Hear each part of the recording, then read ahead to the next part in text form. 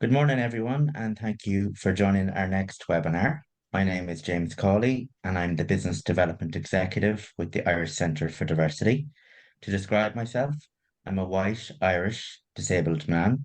I have brown hair and I'm wearing a white shirt. I'm sitting in my powered wheelchair and I have a backdrop saying the Irish Centre for Diversity. Recently, as you'll all know, we held the National Diversity and Inclusion Awards to recognise and celebrate the valuable work being done to progress diversity and inclusion in Ireland. This webinar series has been devised to share insights and experience so that any learnings can be applied to your organisation or to help with entering the next awards cycle. Today's session focuses on the category of Outstanding Employee Resource Group, and this award was sponsored by Laya Healthcare. I'll shortly hand you over to the award sponsor, and then we'll hear from some of the finalists and end with the award winner wrapping up within the hour, we promise. Scheduling has allowed us today to be joined by Solat Chowdhury, Irish Centre for Diversity CEO, and he'll be giving his expert comments on the initiatives we learn about today. Just to say, we'll be joined by Orla McCabe, our Irish Sign Language interpreter. Thank you, Orla. Session is being recorded and will be available on the Irish Centre for Diversity website. Also, everyone will be muted except the panel. We ask as well to please share your comments in the chat function because we'd love to hear which organisations you're joining us from today. Also, with a packed schedule means that we won't have time for questions and answers, but please post your questions in the chat section and we'll share the answers at a later date with the recording. Before we start, it's important to mention that Laya Healthcare, like the other sponsors and Irish Centre for Diversity, had no part in the judging process and couldn't enter themselves. Now, I think that's enough from me. I'm very pleased to introduce our host for today's session, Erika O'Leary, Director of People and Culture at Laya Healthcare, who will lead a conversation on all things ERGs. Erika, over to you. Thanks, James, and thanks for the introduction. So as James said, my name is Erika O'Leary and I'm the Director of People and Culture here at Laya Healthcare, and I'm extremely delighted and proud to be here hosting this session. Just to self-describe, I'm a white woman with shoulder-length blonde hair. I'm wearing a cream blouse, green earrings, and I wear dark-rimmed glasses, and I have a blurred background here today. So just before I start, I'd like to mention that we are sorry to say that Tata Consultancy Services and Broadlake, who are also finalists in this award category, are unavailable to join us today. However, the judges had this to say about each of their entries. So for Tata Consultancy Services, the judges were impressed by the considerable achievements of a relatively small but dynamic group within Tata Consultancy Services, particularly in relation to their work in the community. And with regards to Broadlake, the judges were impressed that their accessibility, diversity, and inclusion ERG commenced activity in 2023 by conducting a detailed survey of their staff with the aim of getting a better understanding of their needs from the outset.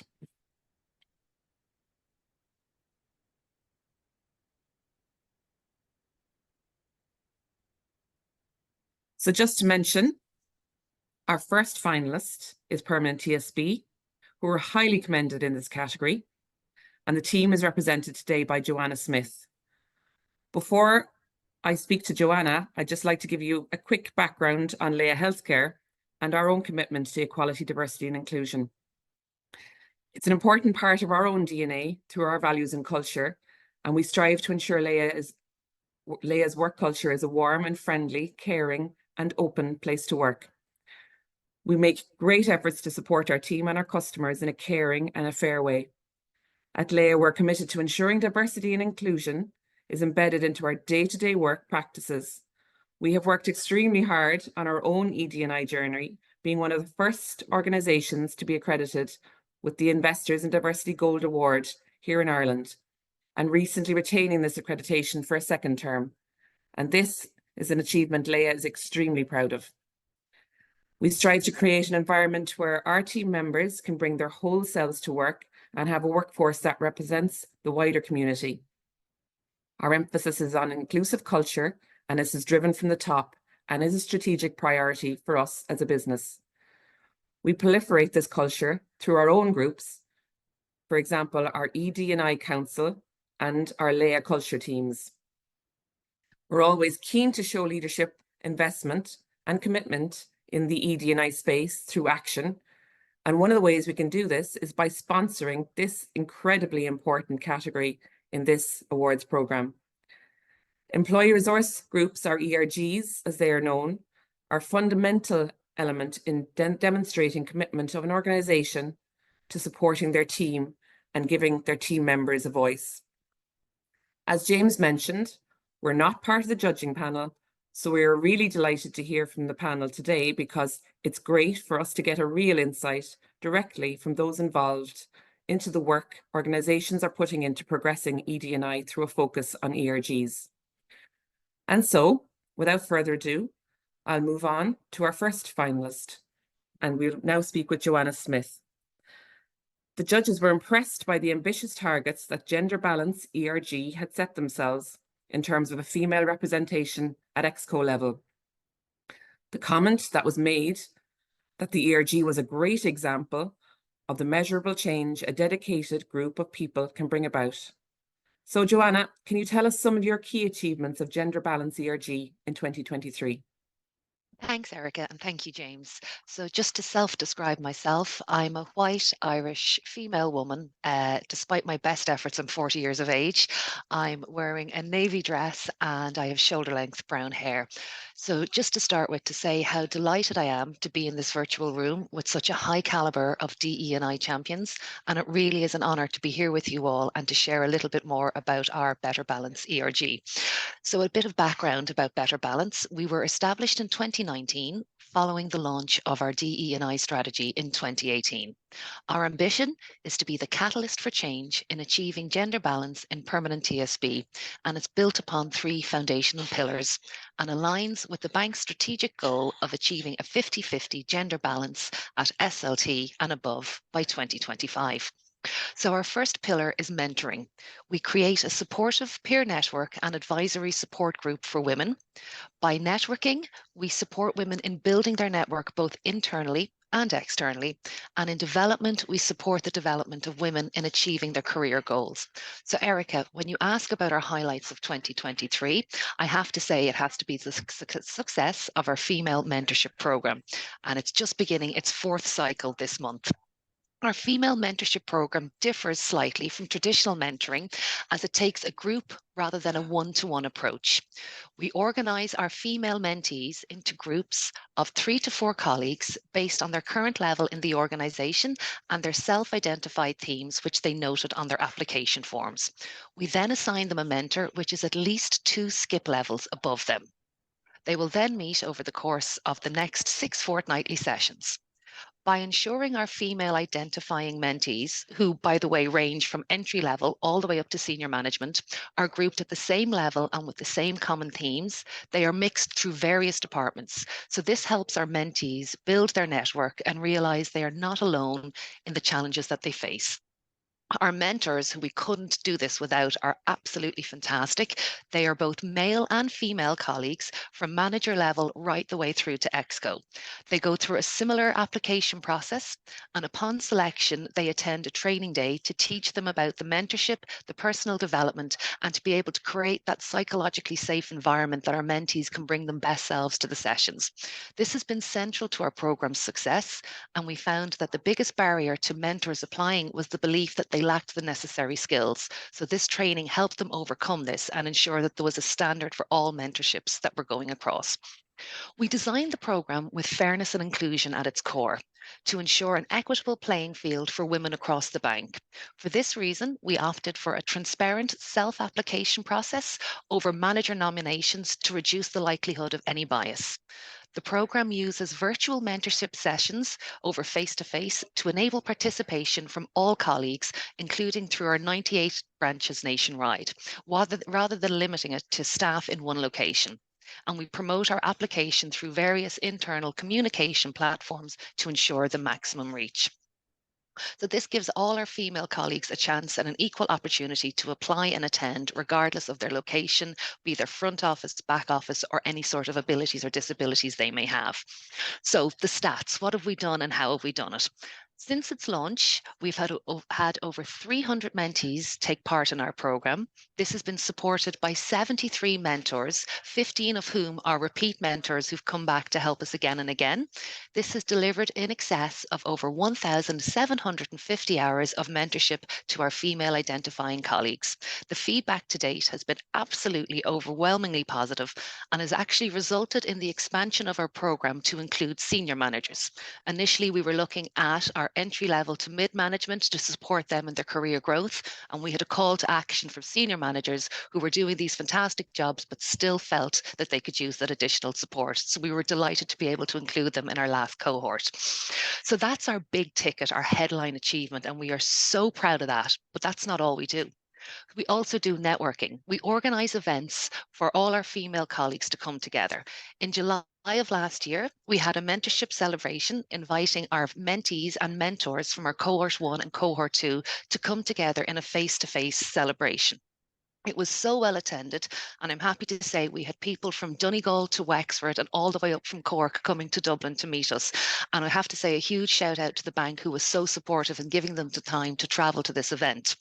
We're also planning another one for our cohort 3 and 4 this summer, and my own summer holidays are being planned to make sure July is kept free to attend this event also. I'm not sure if you can hear the noise behind me in the office. We're in the middle of our International Women's Day celebrations this week. We've had a fantastic virtual event attended by our chairperson, Julie O'Neill, and we're currently doing a coffee roulette and a pastry morning. So the only ask is that you pick up a cuppa and you speak to someone that you don't know in the bank at the moment and start a conversation and make that connection. And just finally, under our development pillar, we have organised interview training skills. We've done CV review workshops, which have all been hugely successful and really beneficial. And the idea was to keep our female colleagues with us and ensure them for promotion and make sure they don't go elsewhere, which we're glad to say that they're still with us. We are building out our study hub to support our female colleagues in the pursuit of their academic achievements in the financial sector. And most recently, just to kind of take it down a little bit, we're launching a book club that we can just bring our women together to talk about the books that inspire them and that they could recommend to their friends. And just to finally finish off and say that we are so proud to be able to say that our ERG has played a pivotal part in advocating for gender balance in leadership roles, which has seen a 50% increase in female representation at ExCo level. And most recently, with the appointment of our fantastic chairperson, Julie O'Neill, we now have a gender balanced board. Absolutely fantastic. So impressive. Thank you, Joanna. So Solat, what strikes you about what you've heard there from Joanna?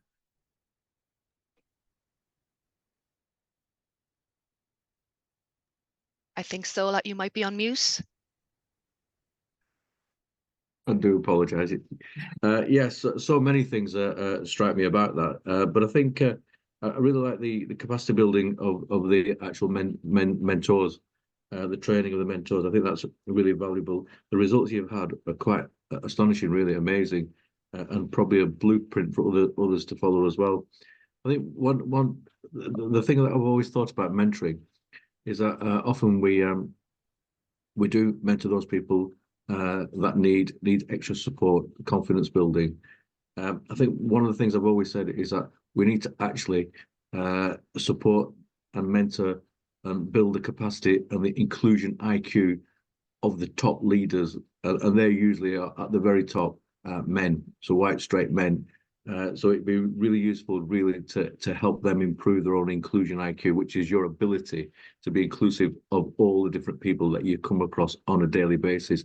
It's something that we've been researching here since 2015. If you want to know more about it, we can certainly talk to you about it later on.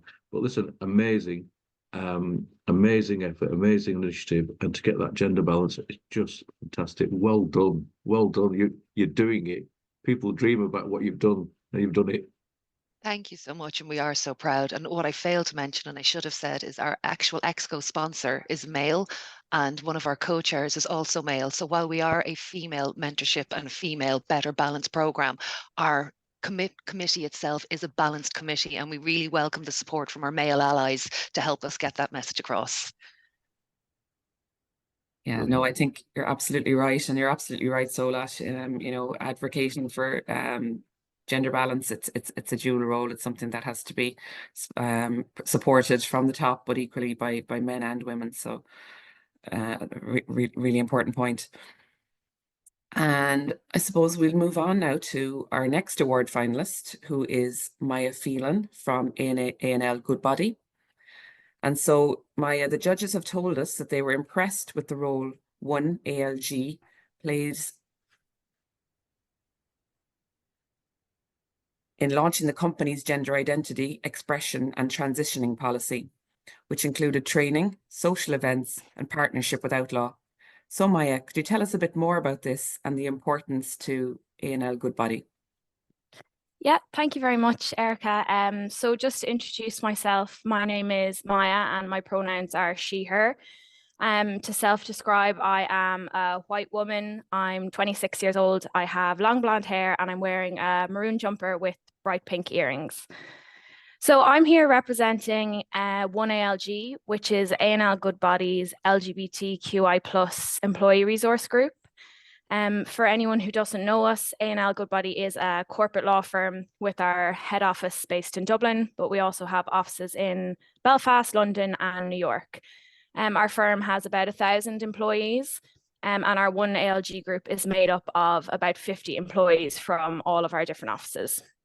So to give a bit of background, 1ALG was set up in 2019, so a little bit before I joined the company, with the aim of providing both a safe space for LGBTQI+ employees and their allies, but also with driving culture change within the organization. We are a member of the Outlaw network, as Erika mentioned, and I sit as ANL Goodbody's rep on that network, which is made up of representatives from throughout the legal profession, both solicitors and barristers.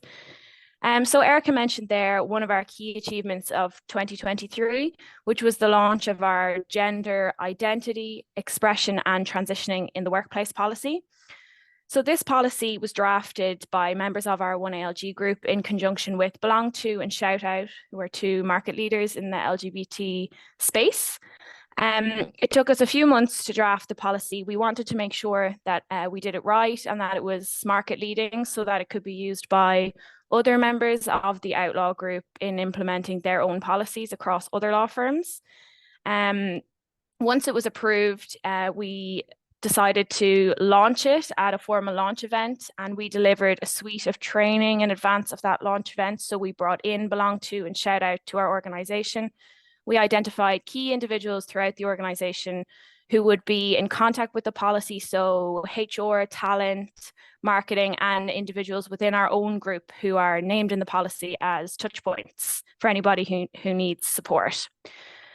We then planned our official launch event, which took place in March of last year. And at this event, we spoke about our policy, and we also launched the dual initiative of introducing the abilities for employees to use pronouns in their email signatures. We did this in order to really demonstrate that the firm was committed to this policy and to the ethos of this policy. And we did it in conjunction again with Belong To and Shout Out. We brought in speakers from both organizations and from the trans community itself. And it was chaired by Bernie Hosty, who is one of our equity partners in the firm, and was attended by over 200 people, which is the largest lunch and learn that the firm has ever had. So it was a huge achievement for us on the day, and the panel discussed really, really brilliant issues such as what it's like to transition, how colleagues can help somebody going through a transition, the importance of pronouns, what that feels like in a corporate environment. We also created and displayed a video which explained the process for introducing pronouns, and this was sent out to all employees after the event. We saw 1/4 of our workforce, so approximately 200 people, introduce pronouns in their email signatures directly after the event. And the event was, to steal Joanna's phrase, definitely one of our big ticket items from last year. to see such a complicated and difficult policy be so clearly celebrated and cherished and not just implemented was a huge moment for us. And it really helped us to see the impact that our group has had over the last number of years in changing the culture of what is traditionally a very conservative industry, being corporate law. So this was definitely our highlight of 2023. But as Erika mentioned, we also host a number of social events throughout the year, and we're always conscious of keeping the ethos of the group at the center of everything we do, which is providing a safe space for employees. So some of the highlights of last year were we were the primary sponsor of Belong To's Rainbow Ball, which is a brilliant evening, and this is attended by our managing partner, which just shows support for the group from the top right down. We also had a coffee morning in conjunction with HIV Ireland for World AIDS Day, and we attended the Outlaw Pride Brunch and marched in the Pride Parade, which is a huge event for all at the firm. All of these initiatives help to make 1LG the amazing group that it is, and I'm really, really proud to be a part of this group. We had a brilliant year in 2023, and we're hoping to build on this in 2024. We've just launched our Be Counted campaign. We're hoping will give us more metrics to be able to see who we have, what makes up our workforce, and what work is still there to do. So just to say a huge thank you to the Irish Centre for Diversity. We're really thrilled to have been nominated and shortlisted for this award. And thank you to all the other panelists. This is a brilliant event. Wow. Again, thank you, Maya. That's so impressive. Solat, what strikes you about what you've heard there from Maya?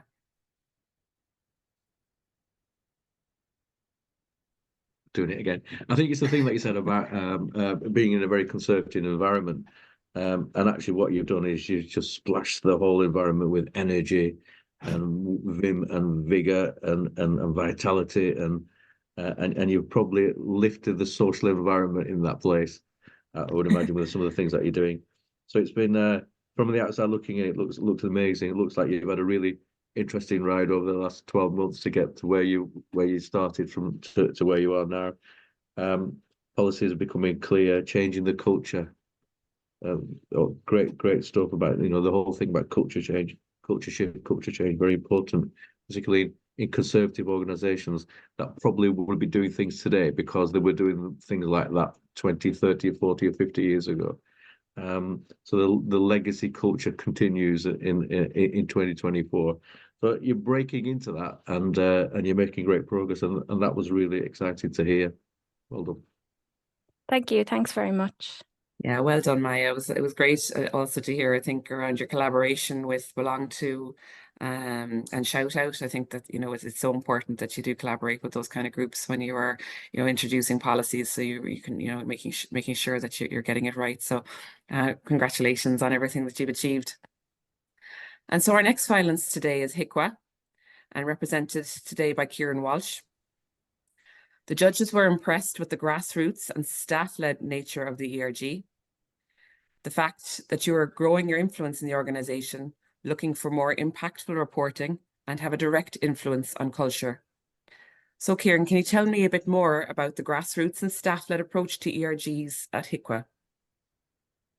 So good morning, everyone, and thank you to the judges and to the Irish Centre for Diversity for having me today. We were absolutely honoured and thrilled to be shortlisted for this award. So my name is Kieran and my pronouns are he, him. To describe myself, I'm a white man in my 30s with brown hair. I'm wearing a black coloured shirt and I have a rainbow lanyard on. I'm using a blue backdrop which has a logo of my workplace, HICWA, in it. So absolutely, we are very proud of our grassroots and staff-led approach to our D&I working group. Just to give you a bit of background, in 2020, the D&I group was established by a small group of passionate staff members with the aim of furthering D&I issues within and across HICWA. It started up based on a simple suggestion in our organisation-wide suggestion box. Someone posted, "Why don't we have a D&I group?" And this was the start of something beautiful. The group was created by staff, for staff, but importantly with senior management support from the very, very start. The working group now has over 20 members and it is going from strength to strength. Diversity among the group is important, and membership is open to anyone within HICWA. We meet on a monthly basis and we have diverse representation from across all departments. The group has established its own terms of reference, which has been approved and supported by senior management. So for a voluntary group, I'm really proud of what we have achieved in a relatively short period of time. We have an amazing group of passionate advocates. So for example, in 2023, we organised talks from experts on topics such as domestic violence and human rights. We also organised Culture Week, celebrating arts and culture from across the world. We also organised our first Pride at HICWA month in June, where we obtained rainbow lanyards for all staff. We marched in Dublin, Cork and Galway Pride parades for the first time. We organised LGBTQ+ social nights, provided LGBTQ+ training, held a Pride photo competition, coordinated a wellbeing webinar, convened an LGBTQ+ themed book club, and hosted a Pride bake-off competition. For the duration of Pride Month, each of our offices, so we have 3 offices across the country, each was decked out with colourful rainbow bunting and flags with educational posters about LGBTQ+ icons widely displayed. The Pride of HICWA month was a huge success, and we raised money for our charity. But we worked with Long2 on this as well. And they delightfully judged our bake-off competition in one of the offices. So these Pride parades were a huge success with great enthusiasm and support shown by everyone who proudly participated in the events. But these events, while shining a light on important topics, also gave staff a chance to connect and discuss, which is really important for developing a diverse, inclusive and belonging work environment. So we were thrilled to attend the National Diversity and Inclusion Awards last month, and we were already planning for next year. The team have plenty planned for the coming year. So for example, we are currently celebrating International Women's Day this week. We will mark Neurodiversity Week later in the month, and as well as Pride in June and Culture Week later on in the year. We also find it really important to communicate with the rest of the organisation, and our group worked tirelessly to create short videos, write pieces for internal newsletters, and speak on various team days just to promote engagement with the events and embrace a positive, inclusive culture. Throughout 2024, we will continue to work closely with other groups, particularly the Social Club, just to help organise those really important in-person events, in the climate of hybrid and home working. So while we are a grassroots group, we have strong relationship with senior management and HR, particularly in providing strategic input into ways the organisation can improve on D&I. This has resulted in real change, with consultation by the group resulting in substantial changes to our sustainability strategy, our code of conduct, greater reflecting the importance of D&I issues. We look forward to fostering this relationship further with our senior management colleagues in 2024 and beyond. And the feedback we get from senior management is that they really value our input. I can see our passion in the work that we do. So just to conclude, the grassroots and staff-led nature of the group has significantly contributed to the impact across our organisation. Staff participation in and response to events and talks and the sharing of resources has been overwhelmingly positive. The group we believe, has had an important impact across the organisation in driving a culture of inclusion, sense of belonging and diversity at a critical time for HICWA in terms of significant growth in workforce and changing work practices. Thanks, Kieran, and well done. Again, very impressive. A lot of work going on in HICWA. So Solat, what strikes you about what you've heard from Kieran? I would really like the progress that you made in a very short space of time.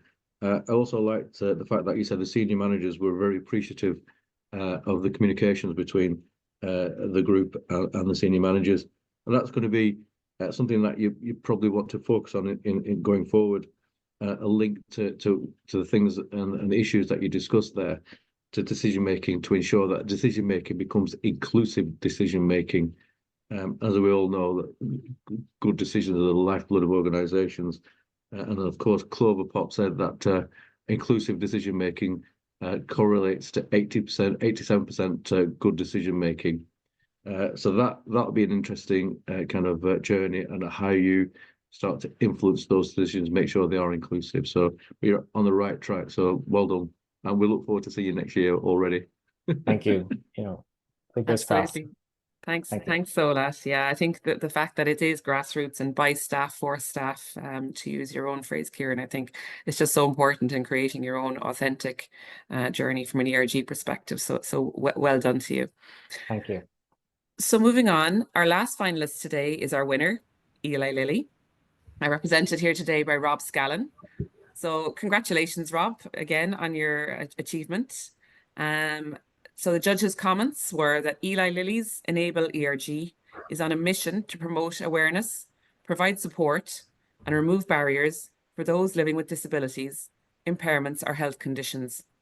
It was an ERG with an impressively far-reaching remit. They are successfully pushing for organisational change, ensuring employees have access to equal opportunities, and creating a disability-confident culture. And so, Rob, can you please tell us about the impact of your policies and practices? I sure can. Thanks, Erika. Good morning to all, and delighted to be here in such good company. And a number of weeks ago at the awards night, very enjoyable evening. So maybe just to start, to self-describe, I'm a white Irish male in my mid-40s, and today I'm sitting in an office at our Lilly manufacturing site just outside Kinsale, County Cork. I've light brown hair, dark blue framed glasses. I'm wearing a blue shirt, and today I've got our purple Enable ERG background on display. My role at the site, I guess, is that of Senior Director for Biotech Engineering and Senior Leader Sponsor for our Enable ERG. And maybe just to start off by giving a quick overview, this ERG was founded in 2019. It's one of 5 active ERGs we have here at the site. A critical element of the success of this ERG has been its members, who have demonstrated some real passion and drive to make positive change. And I would like to take this opportunity to give a special shout out to both Reid Dilworth and Una Feeney, who have been instrumental in this success. So I suppose a bit about our vision here and what we're trying to achieve through this ERG at the site here. It's really about creating and embedding a disability confident culture across the site. And to do that, I suppose we have a few key focus areas that we're working on. Pushing for organizational change to ensure that disabled employees have equal access, should I say, and opportunity. Really driving, I suppose, an education and increasing awareness of disability so that all employees can be supported and can thrive in the roles they have. And I suppose ultimately that the positive contributions of disabled talent are recognised across the board. And then I suppose the third piece is probably around empowering disabled employees to speak up. It's incumbent upon us to create that environment where they're comfortable to do that, and ultimately to provide feedback, share their experiences so that we as an organization can continue to improve our workplace and our culture here. So what I'd like to do today is maybe talk through briefly maybe 3 examples of some of the work that this ERG has led and pioneered over the last number of years, and talk a bit to the impact as well. So the first one I'd like to share is maybe around accessibility, and it's probably a good place to start because this is where this ERG actually probably began their journey a number of years ago, with completing a full facilities audit across the site. We're a site that's here over 40 years now with a mix of new and old buildings, and we did that with the help of some corporate support, and that really identified gaps that we have in a number of our buildings, and we followed through them with the support of our engineering and our capital teams to make changes as required. But really what it did is probably really helped us understand the importance of having an inclusive design in any new facilities or any new buildings that we build into the future here. And we've been very lucky at the site in the last number of years to have designed and built a brand new employee services hub. And we did a lot of employee input in general across that, but that concept of having that inclusive design built into it was very important to us. And one of the things that that in that new employee services hub building that we have is a purpose-built wellbeing quiet room, and a number of focus rooms as well. And we've expanded that across the site into other facilities as well. And that quiet room and those focus rooms are available to all employees. Anyone at any stage might need to take some time out, myself included. But in terms of the impact, it's probably been our neurodiverse employees who have benefited most in having those facilities available to them, and how it's helped them go about their work. So really strong impact there, and great feedback from our employee base as well. I suppose, and I understand, and I think external partnerships are key here for all companies as we kind of engage on our various journeys and try to figure this out. We have engaged with a number of local disability groups here over the last year or so in particular, but today I'd like to focus on maybe one in particular that probably stands out to me, and I'm very proud that we've got involved with. And I suppose that's our partnership with University College Cork and their disability support service. From the outset, I guess this has been a very rewarding and a very valuable partnership for students and ourselves alike. We're just going into our third year now. So over the last 2 years, myself and several of my colleagues, and I've been very happy to do this, have played mentoring roles for several students at the college from a wide range of backgrounds, studying different areas of education.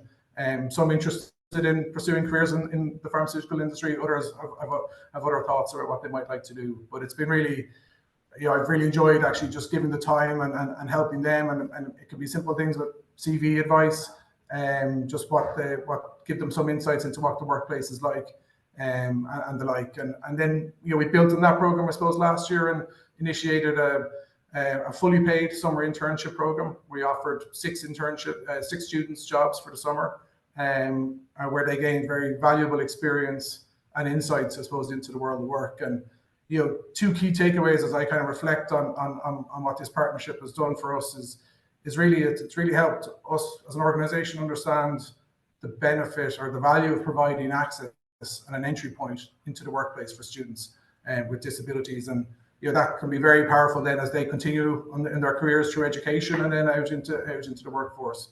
And I've seen that come true in terms of some of the folks that we've dealt with over the last year or two and what they're at now. So very proud of that. And secondly, I suppose it has helped us as an organization to understand what we don't know in terms of how to navigate in this space. So it has been a real learning opportunity to figure out what works, what doesn't work, what other things we need to be thinking about to support employees with disabilities.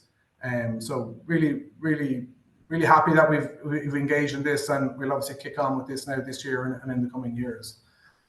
I suppose thirdly, maybe just to mention here, I think like internal collaboration and teamwork across the site here is very important to us, and the URG have done some great work with lots of different teams and different folks across the site at all levels. But one I wanted to call out today was maybe the work they've done with both HR and our talent acquisition teams around, I suppose, influencing and ultimately refining our recruitment process.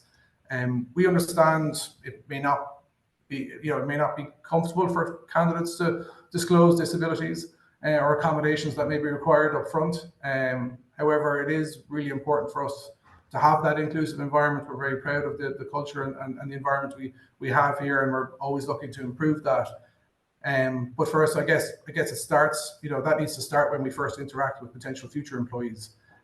So we have looked at our processes and looked to refine them. And in terms of interviews now, we're very deliberate in talking about all aspects of our culture. We'd often talk about Team Lily and how we operate and our operational excellence culture that has made us so successful over the last 40 years or so in terms of delivery. But now we're very, very open and very deliberate in talking through all aspects of our diversity, equity, and inclusion programs there, so that people early on get a sense of what we're about and that openness and that safety is there. As folks come in, then we've also looked at our induction process. Each employee comes in and goes through a 3-day induction process, and again we've intertwined all aspects of our diversity, equity, and inclusion program into that. Again, setting expectations and an understanding and an awareness of what we're about and how we look after our people, and again the safety that's there and the environment that's there for people to speak up as needed. So the impact, I suppose, from some of those changes which we've seen in the last particularly in the last year or so, has been we have seen more and more employees come forward with disclosures, which in turn has enabled us primarily through first line leadership and in partnership with our Rock Health team here on site to support those employees, provide accommodations, and ultimately enable them to thrive in the roles that they have and be successful in their teams. So it's great to see that come true and to see that the culture evolve here and see the benefits play out. So maybe just some final words, maybe to wrap up here, and probably to close. And as we look forward into 2024, we completely recognise that we're on a journey. Our disability confident culture is something all employees should experience, and the next part of that is really about investing time and energy into leadership engagement and training. We've done a certain amount of that through our normal courses, but we want to kind of take that to the next level now across all levels of leadership and across the business. Because sometimes it can be tricky and there can be a fear of saying or doing the wrong thing, so we want to equip our leaders to be able to work with all employees, including those with disabilities. I guess finally, we just want leadership to understand the role that they can play and recognize what they can do to foster our disability confident culture into the future. So that's kind of more forward looking. Again, maybe just to wrap up, very proud of what the URG have achieved over the last number of years. Was absolutely delighted and overwhelmed to win this award. It's great to be here today to hear all the great work that's happening from all the other panelists. It's unbelievable work, and thanks, Erika. Great to see yourselves and the folks from the Irish Entity for Diversity again. Thank you. Thanks, Rob, and absolutely, you're right to be proud. Fantastic achievement, and you're doing some great things there in Eli Lilly. So over to Solat for your commentary on Rob and Eli Lilly's achievement. Yeah, first of all, I just love the enthusiasm and how articulate you've explained it, and you've done an awful lot in a very short space of time in terms of from when you started, but also in this presentation as well. What struck me was a combination of culture change, the education piece, and collaboration to influence and refine activities, but also feeding that into the recruitment process as well. I think going forward, it'd be interesting to keep if I was to give any advice, would be to just keep just think about one word, and that is intersectionalism as you move forward, as you start to refine your approaches. But excellent. Really enjoyed listening to that, and thank you so much. Thank you, Solat. Thanks, Solat. Yeah, absolutely. As I said, I'm loving, I suppose, your mission around empowering your employees to speak up. I just think it's such an important piece of D&I, that people feel safe and that there's a safe space to speak up and to talk about their disabilities or their needs or accommodations. So well done on that. So without further ado, I'm going to hand back over to James for a wrap up. Thanks a million, Erika, and thanks everyone for that. I suppose I'm just looking at the time. We actually are ahead of time. We did very, very well. So there is a question in the chat function. I'm going to pose this to everyone, if that's okay, including yourself, Erika, and Solat. So can the panel give any advice on starting an ERG, how to propose it to leadership to get support, or is there any issues or sensitivity with disclosure? So I might go to you first, Joanna, if that's okay. Yeah, no problem at all. I think from my experience and our experiences in Better Balance, it's about finding your tribe. And the creation of these ERGs are started as a conversation over a coffee, of finding someone with a similar interest and realizing that there's actually a change you can make and a difference there. And then it's getting these people together, collaborating with them, and then ultimately coming up with your mission statement. So knowing that you want to do something in our instance, was to support the women of PTSB is great, but that's a very vague and broad mission statement. So we really had to align it. So we looked at the bank's overall missions and goals, and decided that the achieving the gender balance by 2025 is something that we could absolutely relate to and absolutely support. And then once we had that, it was the how we do it. So what do we need to do? And I know from my own experience of being both an interviewer and an interviewee, is seeing the women coming in and knowing the wonderful work they do and not selling themselves, being afraid to take up space, being afraid to be able to champion themselves, and dealing with that confidence, that imposter syndrome. And it's from this that the mentorship program, the idea of the mentorship program was born. And it was like, how do we do it? Well, let's do it this way. And then to be inclusive, it was to go out then. So we went to our senior leadership team who embraced this so strongly and so willingly, so much so that our ex-co-sponsor is a male, as I've said, and our co-chair is another male. And like that, on our committee, we try to keep it as balanced as possible, because we do feel that the male perspective also helps. And there's an element of reverse mentoring as well, that maybe they aren't aware of these challenges that we face. Disclosures with maybe our own ERG, because we were a better balance, it's less maybe so applicable to ourselves. So maybe I think one of the other panelists might have a better insight into that than me. Thanks a million, Joanna. Thanks for sharing that. I might go to you next, Maya, if that's okay. Yeah, no problem. I'd probably echo a lot of what Joanna said. I think for us at 1ALG, the success of our group has been down to getting buy-in from all levels of the firm. And I think that's really important for an employee resource group. We're represented kind of from summer intern right up to managing partner, and across both legal and non-legal staff.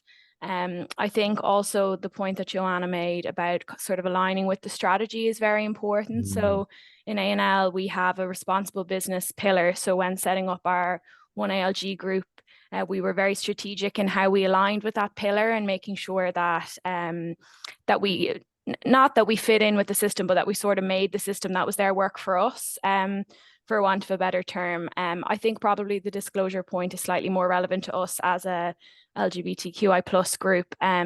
It's a complicated one. It's something that we're working on. I mentioned earlier that we've launched our Be Counted campaign, which is a voluntary disclosure program that we have here, sort of recognizing that we probably don't know the full extent of the LGBTQI plus staff that we have in our organization, but that where people feel comfortable, it's something that we're encouraging people to do. We also do that in our HR process. There is the opportunity to voluntarily disclose, but I think it's important to get that balance right. You can't mandate people to speak about their personal characteristics if they don't want to.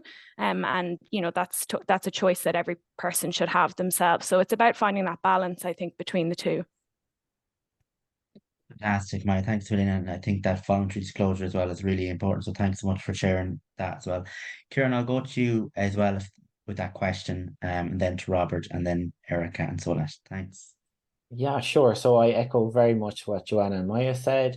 It is about aligning with your organization's values. So, some of our values in HICWA is about, putting people first, promoting and protecting human rights. So it made absolute sense for us to establish a D&I working group. And that said, it was created by people for people. It was a suggestion in a suggestion box, and I suppose like-minded people came together, put forward a proposal, proposed it to senior management, worked together to get it off the ground. And here we are, several years later. So, you do need leadership. You do need someone to, I suppose, lead on it, and to really push it forward.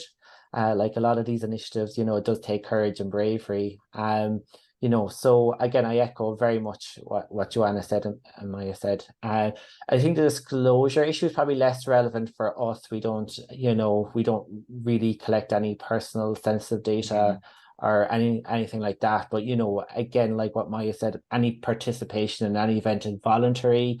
People don't have to participate for whatever reason if it doesn't suit them or if they don't want to. But it's all about kind of fostering a positive, inclusive environment, and encouraging people to get involved if and when they feel comfortable. So yeah, I think that's been our experience anyway.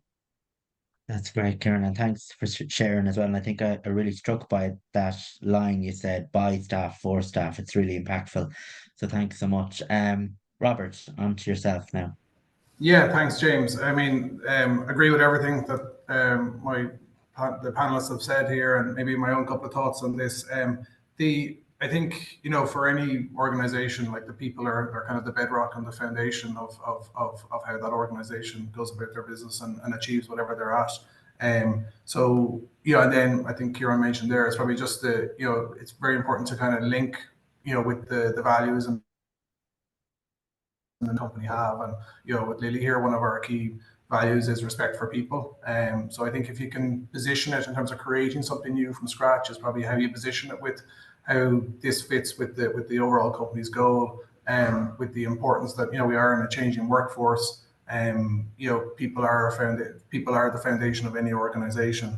And it's really about positioning that and the value that, and like I mentioned earlier, the positive contributions that disabled talent can bring to any organization. And it's probably there's a bit of stakeholder engagement and identifying key stakeholders and allies and supporters, as the folks have mentioned there, and getting folks, particularly in senior leadership, on board and tuned into that. And with that support, then you can go a long way, because they'll bring others with them. So that's probably my advice in terms of how to go about it and how to position it. And even, I think someone mentioned that even just the social side of it, like there's the ERGs here, they drive a lot of different activities as they go about their business, and and there's a great social aspect to that, which also adds to the workplace and the fun there. In terms of disclosures, I think for us, it's something where for us, the key part of that is creating the environment. You have to, that's really part of your culture, and you have to do that over time. As the guys have said, that is employee led, and that's absolutely fine. But the job there is really around creating that safe and open environment for people to disclose as and when they feel they should or need to. And then for the organization to have the right supports in place to work with them. Right, Robert, thanks Ian, for sharing that. Before I go to Erika and Sola, I suppose I was just struck there as well. One key theme that struck me there is around even representation of disabled people or people with disabilities with that. And even as the other speakers were talking, I was jotting down a few words, and I jotted down partnerships, celebration, allyship, or supporters even, and that importance of networking and mentors, and of course having that support going forward. So I'll just pose that question, or any advice, Erika, from your perspective before I finish off with Solette. Thanks, James. Yeah, I suppose, again, echoing everything that everyone on the panel has said already, but in terms of starting an ERG or an ERG and what's important, there's no right way. I think that's what's important to really point out. There's no perfect model for an ERG. Again, echoing what has been said, find an ally in senior leadership. And when it comes to convincing leadership, just show the importance to the business. Align with your values in your organization, align it with your strategy, show the why and the so what, because that's what leadership wants to hear. Make it authentic as well. You don't have to emulate what everybody else is doing. It needs to make sense for your business and for your organization. I think that's a really important point. There's also help out there. You don't have to feel alone. You don't have to feel you're not a subject matter expert in the area of ERGs or ED&I. Partner with someone who can help educate you, help educate the business, and educate the leadership and the team if that's what's needed. You just need an open mindset, I think, and to be willing to drive change and be a cog in the wheel that drives, ED&I and ERGs forward in your organization. Thanks, Vin, Erika. Thanks so much for that. Solat, I'll pass over to you before I wrap up. Yeah, I guess as somebody that's watched the evolution of ERGs over a 15-year period, it's been quite interesting, and you can see quite clearly that sometimes it's a rocky road. And if we take if we learn from some of the mistakes of countries like the UK, what's been happening in the UK is that over the last 5 years, particularly, you've got a proliferation of different ERGs of different groups, and I like that phrase that you used earlier, Joanna Smith, about finding your tribe, and that's the right way to get these things going. People that believe what you believe and the same passions that you have. But what we've seen in the UK over the last 5 years, particularly, is that passion sometimes gets in the way, and it creates a sense of tribalism, and competition between the different ERGs. Some of you are nodding your head. You might have already seen it. You might have seen it already in your organisations. So I think, and sometimes it's driven by a competition for resources and whose kind of particular agenda is more important. And of course, everybody's agenda is important to them. So a word of, I guess, caution and understanding that over time, the more ERGs that you've got, the likelihood that that will happen is there, and it's how you manage it and how you design it out over the next few years, I guess, is what I'm trying to say.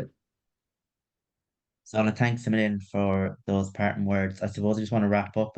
I did promise that we'd have you done within the hour and wrapped up. So I just want to say before we leave, a lot of thank you. So thank you to Erika, our amazing host, and to Laya Healthcare, to the award finalists and to our winner, and of course our ISL interpreter Orla. Thank you so much.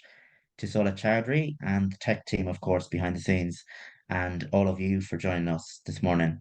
Just to say before we leave, the recording will be available shortly in a few days on our website, and you can contact us through our website, which is www.irishcenterfordiversity.ie. And of course, you can register on our events page for upcoming webinars and view other recordings as well. Thanks everyone for joining. Have a fantastic day. Thank you.